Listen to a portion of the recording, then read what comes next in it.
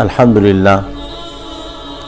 لله الذي أبدع الأفلاك والأرضين والصلاة والسلام على من كان نبيا وآدوا بين الماء والطين وعلى آله وأصحابه أجمعين.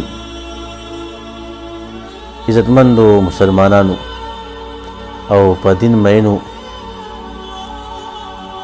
امام ابو حنیفه رحمه الله الله پاک هغه ډېر پوهه ورکړې وه، ډېر لوی سوچ او فکر او ډېر ښه ذهن الله پاک هغه ورکړی و.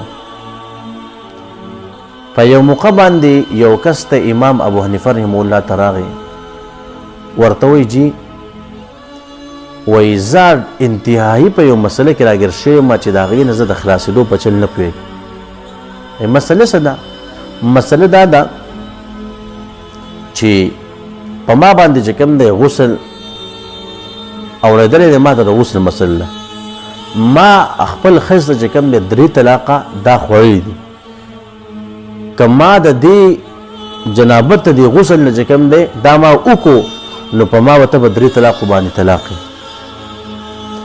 اوس کا غسل کومه ښځې مې طلاقېږي به 3 طلاق، او که نه کوم ښځې نه طلاق کوم او طلاق نه ورکوم نو هلته به ګناه کې راګیر یم.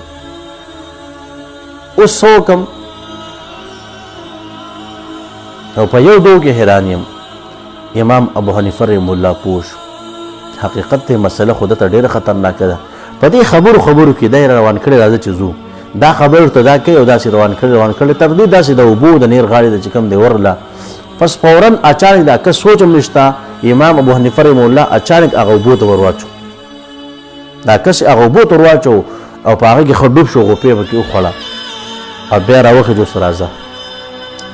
وایي ګناه نه بشوې، د غسل مسله هم حل شوه او ښځه دې هم طلاقه نه شوه، ځکه چې کوم دی هلته خو تا په ویل چې زه په خپل مثال زه چې کوم دی غسل وباسم هغه ته ما ور واچولې، په زور یې مې ور واچولې، اچانک مې ور واچولې، نو لهذا دواړه مسلې ستا حل شوې، د غسل مسله هم حل شوه، د طلاق مسله هم حل شوه. نو محترمو دا د امام ابو حنیفه رحمه الله هغه پوهه و د هغې ذهن و چې الله پاک ورله کوم سوچ او فکر ورکړی و. نو الله رب العزت دې موږ د دغې نیکانو خلکو په نقش قدم باندې روان کړي. و آخر دعوانا ان الحمد لله رب العالمین.